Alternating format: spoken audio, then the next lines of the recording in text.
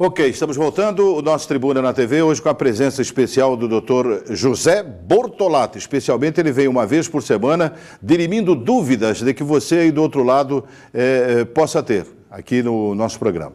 E hoje, quinta-feira, o Lacerda trocou por sexta, mas de quinta-feira em diante, né, você já pode... Aliás, todo dia da semana é dia de você frequentar a Casa das Sopas, mas muitas vezes você dá preferência ao meio de semana ou ao fim de semana, né? Quinta, sexta, sábado, domingo, menos ao meio-dia, domingo à noite, volta o atendimento da Casa das Sopas do Balneário Camboriú. Ontem, inclusive, eu passei por lá. O que eu posso dizer aqui para você nesse instante, fazia tempo, né, que eu não comia um franguinho tão delicioso como esse de ontem à noite na Casa das Sopas. A comida sempre muito bem temperada, sempre do seu agrado. Se tem alguma reclamação, você pode chegar no balcão e fazer a sua reclamação, mas é muito difícil. Casa das Sopas, na Avenida Brasil, 1415, no Balneário Camboriú. O doutor não passou por lá. Final de semana que passou, não passou. Dei uma arriscada aqui agora e consegui colher, tá vendo? Eu achei que ele não teria passado e não passou. Olha, a Eliene, ela disse, ela tem uma pequena loja, doutor, e por isso costuma viajar, evidentemente, para São Paulo, para fazer compras. E aí, há poucos dias, o ônibus que ela estava indo, o ônibus foi assaltado perto de Registro. Os ladrões levaram tudo, toda a grana, todo o dinheiro, e aí fizeram o que tinham que fazer, fizeram um BO, mas ela sabe que esse BO aí não vai dar em nada. Então ela quer saber o seguinte, se ela e os demais passageiros podem acionar a empresa de ônibus que estava fazendo o transporte e essa empresa ser responsabilizada pelos prejuízos. É possível isso, doutor? É possível, né? Na verdade, existem várias decisões do tribunal, que nós chamamos como jurisprudência, que determina que as empresas de ônibus têm a obrigação de levar você e de trazer você de forma incólume. Se ocorrer qualquer tipo de problema que é considerado normal, de forma anormal, ela tem a obrigação de indenizar. A não ser que, como já falamos anteriormente, aconteça um temporal ou um tsunami que aí vai jogar o ônibus fora da estrada, que é o que são considera as situações anormais. Agora, um furto é considerado previsível e as empresas têm a obrigação de prever isso aí e também de tentar coibir esse tipo de coisa. É difícil? É difícil. Mas o sujeito que ele vai até São Paulo e que ele paga a sua passagem, ele tem esse direito de ir e vir sem que nada possa lhe ocorrer. De forma que, se isso ocorrer, e tem ocorrido, infelizmente, até com uma certa frequência, as empresas de ônibus já deviam ter há muito tempo já se precavido, tomado outras providências, porque o bandido, cada dia mais, ele vai se aperfeiçoando. Então, as empresas de ônibus também deveriam também se aperfeiçoar, talvez com comboio, talvez com segurança, talvez com sistema interno de filmagem, uma série de coisas que dá para poder coibir ou de resolver essa situação. Senão, ou fazer até seguro. Senão, vai ter que indenizar de acordo com o valor que foi tirado dos seus passageiros, dos seus clientes.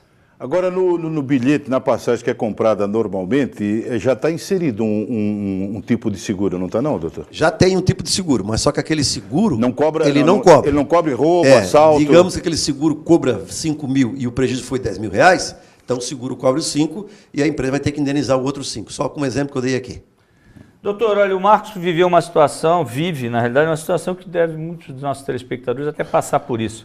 Ele disse que trabalha há 20 anos numa empresa, mas que, apesar do trabalho ser um bom trabalho, o patrão dele é muito estressado e vive xingando todo mundo, né? Alguns funcionários já não mais aguentam tanto palavrão, ofensas, né, desse patrão. E eles queriam a sua orientação no sentido de saber o que eles podem fazer, já que eles foram até o sindicato e o sindicato fez nada. E agora? O nome dele é? Marcos. Marcos, o que está hoje muito em voga, muito em moda hoje, é o que se chama-se o assédio moral. Então, aquilo que era muito comum e que ainda, infelizmente, é muito comum ainda, que donos de empresa, ou não é só dono de empresa, encarregados, gerente, tudo que é hierarquicamente superior àquele subalterno lá, eles aí, quando não são muito bem preparados psicologicamente, ou às vezes tem problema em casa, ou problema com os colegas, ou problema no próprio serviço, acaba descarregando sempre no menor. E isso aí é proibido por lei. Isso é o que se chama-se o assédio moral. E hoje, de sorte que os juízes do trabalho estão hoje tentando eliminar esse tipo de problema com um valor que estão estipulando em dano moral. aí a empresa vai ter que arcar com essa responsabilidade. Se a empresa quiser depois entrar, depois ou descontar do salário daquele que foi o causador, ela pode. Mas as empresas terão que ter muito cuidado com o assédio moral e também uma outra coisa que está muito em moda hoje, o assédio sexual. Cuidado aí as empresas, os empregadores, os encarregados, para evitar esse tipo de constrangimento, porque isso tem dado realmente valores grandes e as empresas têm arcado com esse tipo de valor. E onde é que entram os sindicatos, doutor Bortolato? Num momento como esse, né, que o empregado precisa do apoio do sindicato, o sindicato deixa do jeito que está. Ele não falou que categoria, qual é o sindicato, mas os sindicatos do Brasil, de um modo geral, a gente tem feito assim uma crítica aos sindicatos, que realmente, de um modo geral, tem mais servido aos interesses próprios do que interesse do próprio trabalhador. Existem várias cláusulas convencionais que não têm, digamos, algumas garantias para o trabalhador, e isso tem feito com que eles tenham resolvido essa questão na própria justiça. Então, os outros órgãos também não têm conseguido, de forma satisfatória, atender, e aí só resta, então, o trabalhador procurar um advogado da sua confiança e ingressar na justiça. Lá, sim, a Justiça do Trabalho tem sido muito competente, tem sido muito rápida e tem resolvido todos esses casos que têm aparecido na Justiça do Trabalho. Olha, o Renato, é uma situação extremamente interessante essa aqui e cabe aí uma avaliação do senhor, doutor. Ele descobriu que ele foi registrado pelo pai adotivo, olha só a situação. Certo. E ele não sabia dessa história. E recentemente ele descobriu o pai biológico. E segundo ele diz aqui, que ele está bem. Eu quero entender que está bem, que provavelmente uma condição financeira, né, razoável, boa. Certo. E ele não acha isso justo, apesar de gostar muito do pai adotivo. Ele queria a sua opinião se ele pode exigir que esse pai verdadeiro, biológico, venha fazer o registro dele no seu nome, botar na certidão dele que ele é o pai. E aí? Renato, dá para desconstituir a personalidade quando a pessoa prova que realmente não é. Porque é própria e inerente do ser humano. Se eu tenho o pai que é João, o biológico, eu tenho e outro pai que é adotivo, que chama-se José, e eu tenho ainda o interesse é sempre da própria pessoa. E esse interesse vai ter quando ela for de maior de idade. Tem esse interesse de maior de idade, mas tem que o pai ou a mãe tem que representá-lo. Como você, então, eu não sei se é o caso, tem já mais de 18 anos de idade, se você pretender realmente fazer com que o teu pai biológico registre você com o nome dele na carteira, na tua certidão de nascimento, isso é possível. Só que, pelo que você estava relatando, eu acho que vai criar um problema, talvez, psicológico no teu pai adotivo. Tens que conversar, resolver. É um assunto que não está bem resolvido, conversa com a tua mãe, conversa com o teu pai adotivo, que talvez te adotou com amor, com carinho, que deu, né?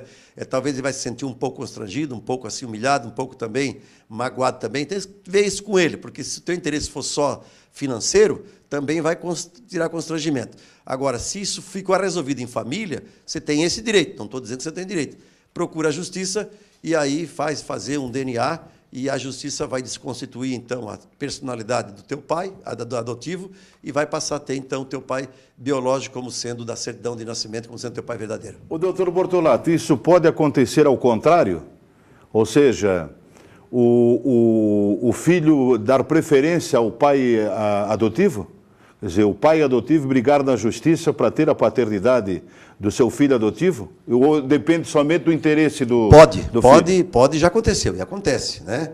Que conheço vários casos de que o pai e a mãe não quis registrar o nome do pai, por vários motivos, por briga, por ódio, por raiva, rancor, sei lá. Então, motivos alheios à vontade externa, e aí o pai, então, por ser pai, por ter interesse, por ter um único filho, por vários motivos também, ele também entrou na justiça. Não é só a paternidade, a mãe que exige. Claro que o pai em menos quantidade, mas tem vários casos na justiça que o pai entra com investigação de paternidade contra a mãe para poder registrar aquele filho como sendo dele, porque ele acredita que é dele. Olha, o Marco Aurélio, ele disse que costuma assistir shows, isso é muito comum, hein? Quem já teve em show sabe disso. E muitas vezes os artistas nunca chegam no horário, isso é fato, né, no horário anunciado. Alguns conjuntos não vêm com todos os integrantes e outros nem chegam a tocar 2 músicas inteiras. E ele quer saber se há alguma lei que protege o público dessas sacanagens, doutor. Existe, o nome dele é o... Marco Ô, Aurélio. Marcos, é a lei do direito do consumidor. A lei do consumidor protege você disso aí. É como falou o nosso colega Joaquim Lacerda, isso é mais comum do que acontece. Porque hoje os grandes artistas, né, as grandes companhias, eles têm, a maioria deles tem aviões, tem helicóptero, e eles compram isso, não é às vezes por querer aparecer, é para poder faturar dinheiro, porque às vezes eles fazem um show nessa região, 3, 4 shows na mesma noite. Por que é comum eles atrasarem? Porque eles estão ali em Luiz Alves, fazem um show, depois fazem aqui em Itajaí, depois fazem em Blumenau. Então eles têm esse deslocamento rápido, porque quem leva os equipamentos não são eles, são empresas terceirizadas. E aí faz com que realmente esse deslocamento e outro, troca de roupa, tal, alimentação, etc. e tal, eles acabam se atrasando. Como aquele público é um público delirante, é um público que realmente tem uma vontade louca de ver aquele seu fã, ele acaba deixando isso para segundo plano. Mas o cantor, o famoso lá, ele tem que saber que ele tem que atender o público naquele horário que ficou combinado. Se isso não ocorrer, o consumidor pode requerer até de volta o seu bilhete ou pode até entrar com uma ação de indenização, porque de repente perdeu um ônibus depois. Mas isso depois, né, doutor? Porque isso durante depois o show do ele não vai ter nenhuma Tem um chance. caso aqui em Itajaí, que não vou citar o nome por questão de ética aqui, que foi num show do Zezé de Camargo e Luciano, e chegou lá, os dois se brigaram, e aí ele entrou aqui na justiça contra a dupla, que é um outro nome lá, e aí ele conseguiu fazer um acordo, porque os dois irmãos se brigaram, e ele entendeu, o consumidor, que também naquele momento é fã também, ele entendeu que aquilo ali foi um desrespeito, e ele conseguiu êxito da sua empreitada. Então, como ele conseguiu êxito, você também, quando acontecer um caso desse também, pode ingressar na justiça, que você poderá ter êxito também. Abriu o precedente, né? Com isso, com toda certeza. E foi um show aqui por perto, foi no Paraná, se eu não me engano. Aqui no Teatro Guaíra, no Paraná. Em Curitiba. Exatamente. É a briga entre os irmãos Zezé de Camargo e Isso Luciano. mesmo. Doutora, muito obrigado mais uma vez pela sua participação, deixando aí a palavra final para o senhor e até a próxima semana, doutor. Volta sempre, né? Estamos sempre aqui, toda semana. Sexta-feira não, olha, ele me induziu a ir aqui. Toda semana, um dia por semana, das 1h30 até as 2, e sempre dizendo que à noite é reprisado das 19h30 horas, né? 19h45. 19h45. Então, a todos vocês, uma ótima continuação de semana. Até a semana que vem, se Deus quiser. Se Deus quiser. Procura vir sempre na sexta-feira para o menino aqui Não do errar. lado não se atrapalhar, doutor Bortolato. Olha, 33446624 é o telefone do doutor Bortolato. Um abraço, doutor. Até Obrigado, semana doutor que vem. Bortolato. Voltamos daqui a pouquinho, logo após o intervalo.